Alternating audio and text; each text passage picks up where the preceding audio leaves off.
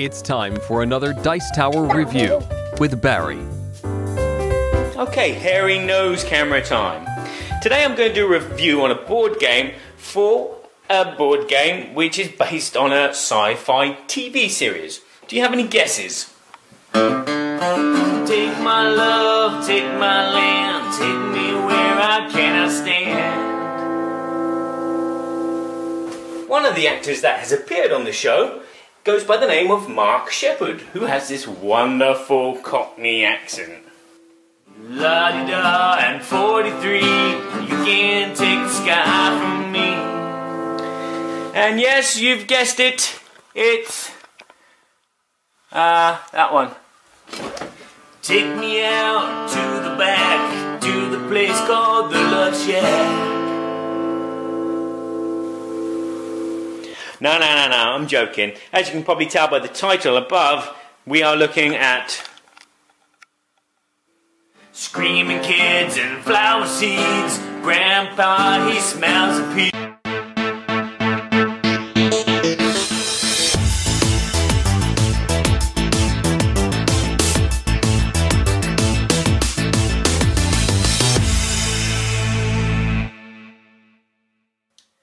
So before I go into showing you the gameplay and what I think about it, I need to point out to you that I've only played this as a solo game, as one player, solely as a solo game.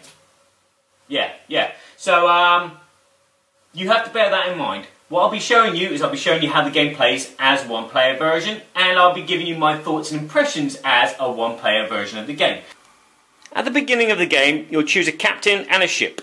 And there's lots of captains to choose from, but I've chosen Monty and the Bonanza, so I now have the Monty Bonanza's Firefly Circus, and it's green. You load it with 6 fuel, 2 parts. You start with 3,000 spondoolies and a drive core. You will also pick up 1 mission from each of the mission-giving people, and you will choose 3 of these to keep in your hand and discard the others. For the single player, slight things are different. You will choose a goal to accomplish. So you can choose goal number 1, which is the good, which is just doing 5 missions from one of each of the contacts. The bad, which is to end the game with 1,500 spondoolies. And the ugly, which is to misbehave 20 times successfully. You will also have the 20 disgruntled tokens. This is a timing mechanism for the game. And you will also choose 4 crew members from the supply decks, as long as their value does not exceed 1,000. And then you're ready to play the solo version. The board is set up easily like this. You put the Reaver on the Firefly space, you put the Imperial Cruiser on Londinium, and then you can put your ship anywhere that you wish. So I'm going to put mine there. There are 4 actions that you can do in the game: fly, buy, deal, and work. On the solo version of the game, you can do all 4 of these actions no more than once. And whenever you fly, you need to spend a disgruntled token, which obviously, if you fly lots, time will pass and the game will be over.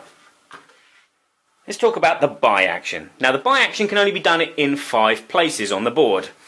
Each place has its own deck of cards, and that deck of cards at the beginning of the game, you take the top 3 and make a discard pile. So, whenever you are at a place like Silverhold, which does mainly guns but has crew and upgrades as well for your ship, you can then consider 3 items for purchase. So, you take the discard pile. You look through them, you go, okay, I'm going to take that. That's 1. I still need another 2, so you draw from the draw deck 2 more cards. And that's the 3 cards that you get to consider. And then you purchase whatever you need. The deal action is pretty much like the buy action. Whenever you arrive in one of the 5 places on the board where you can deal with a contact, you take the discarded pile, you look through them, you consider a job, or 2 jobs, or all 3 of them, and put the rest back into the discard, and you draw up if you've done less. And then you choose whatever jobs that you would wish to do. And your hand size for jobs can only be 3. Let's talk about the work action. Now, the work action can be done in 2 ways. If you stop on a space where there's a planet, you can try and find work, which means that you haven't got a contract to do work there, but you can work there anyway and just pick up 200 spondoolies. Or, if you are at a location which matches a deal, a job that you have, you then can do that job there. So, I'm at... No, that's the wrong planet. There you go. I'm at Harvest, which it says, go to Harvest in the Red Suns. Okay, to pick up 3 cargo. Now I need a crew which can pick that up, and they need to have 2 guns and 1 speech. So I will send Monty and I will send Yolanda. So therefore I can then pick up the 3 cargo, load them onto my ship, and then go to the next destination. When I get to my destination, okay, I send my crew again away to do the work action. So I will use Monty again and Yolanda because they fill the needs of the job. And then I get paid after I get rid of the 3 cargo. And I get that amount. Okay? The only thing now is I have to pay my crew. Every time you finish a job, you have to pay the crew the amount that they are worth. Most of the jobs are picking up something somewhere and dropping it off somewhere else. But some of them are naughty ones, and they will make your crew unhappy, especially the moral crew, like Wash here. If he does that job, he will gain a disgruntled token. If he gets a second, he leaves the ship, and you've lost that person. And they go back in the discard deck, and someone else can pick him up. Now, this is slightly different. You just got to go to a planet and be naughty and then cover your tracks. So, if I was at this planet, I would pick my crew. So I'd pick Monty, Yolanda, Wash and Jane, because you never know what kind of trouble you're going to get into. And I have to complete 2 misbehaving cards. So I take 1 misbehaving card. Now, let's have a look. Ooh, money talks. I need to bribe, or I can do a gunfight. Now, basically, all you have to do is get a roll higher than the number there to proceed, or to proceed there. So I'm going to go for the guns are blazing. So I need 8 or more. Monty has 2. Jane has 2, so that's 4 in total. You roll a dice. You add that to your total. So I got 6. So one of my crew gets killed. After you do 2 of these successfully, you then got to cover your tracks, and it's pretty much the same. So again, I've got 2 with Yolanda, 1 with Wash if he was still alive. He probably died. Roll the dice again, and you add it all together and see if you succeed or you fail to get paid. There are some bonuses as well. So like, if I send Monty away to do this job, he gets plus 300. But remember, every time you do a job, you have to pay your crew the amount that they cost at the beginning of the game. And the last action you can do is fly. Now this comes in 2 flavours. You have Mosey, which just means that you move from one space to the next. And obviously you spend a disgruntled token. Or there is Burn. And the burn depends on your core drive, or your drive core even. I'm talking French backwards. So, I can move 5 spaces. I'd have to spend 1 fuel, and then I can move 5 spaces. But every time I move a space, I must pick a card. If I'm in the blue sector here, I must take a card from the Alliance space. You turn it over, and most of the time it will say keep flying. But some of them will give you other things as well. So like, it will help move the Imperial cruiser, or it may bring them on you, or there might be some cargo on a debris ship that you could raid.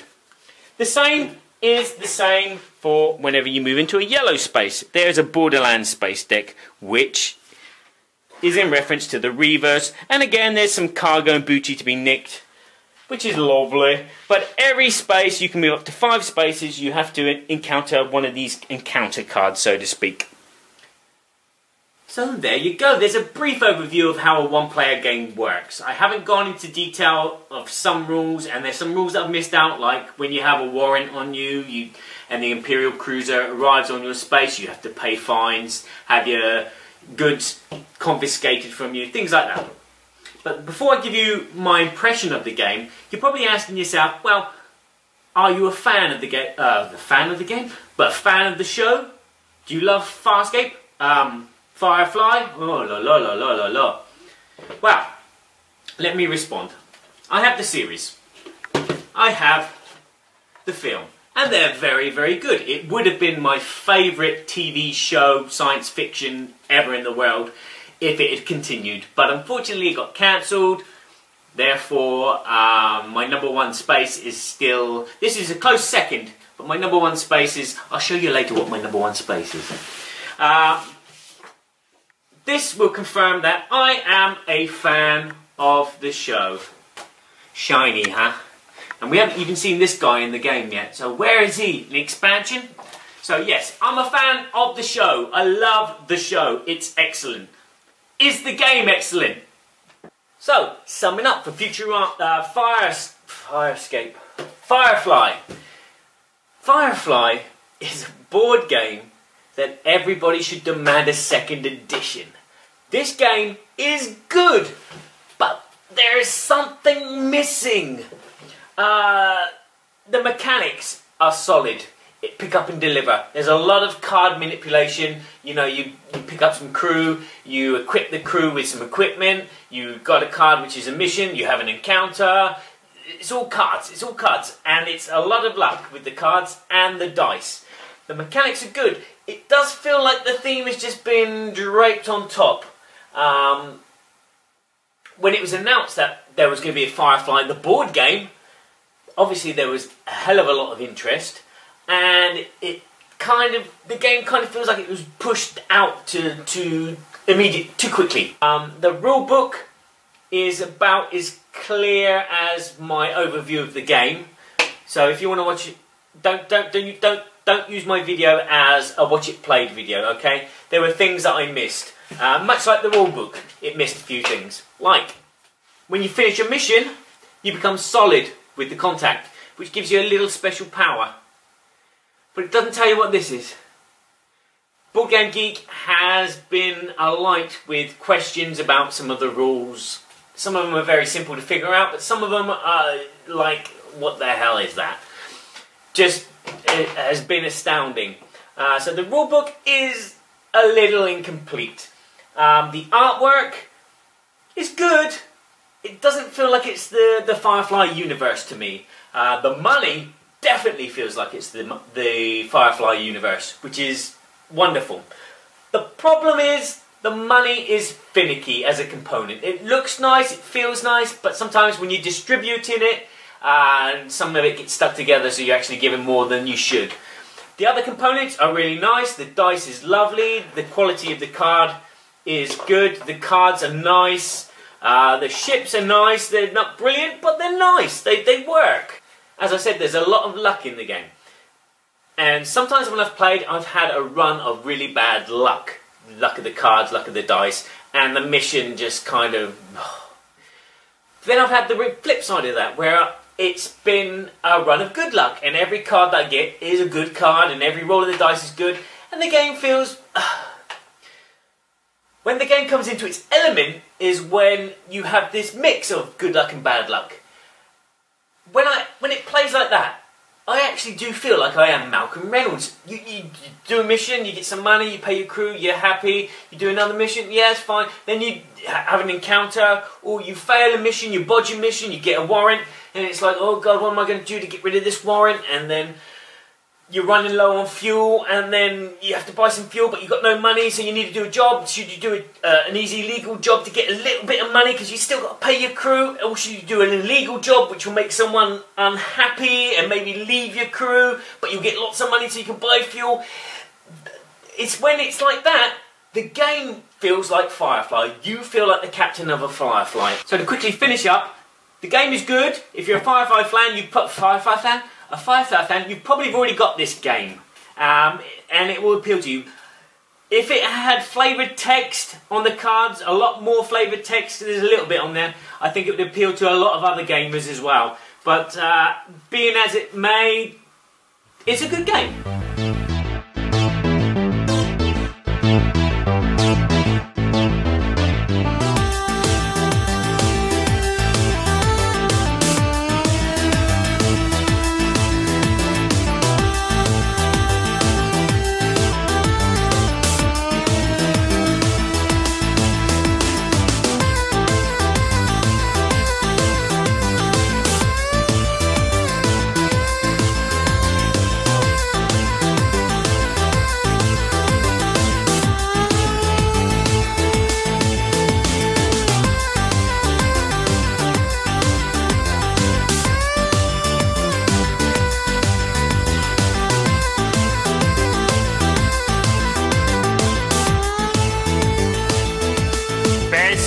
TV sci-fi show ever.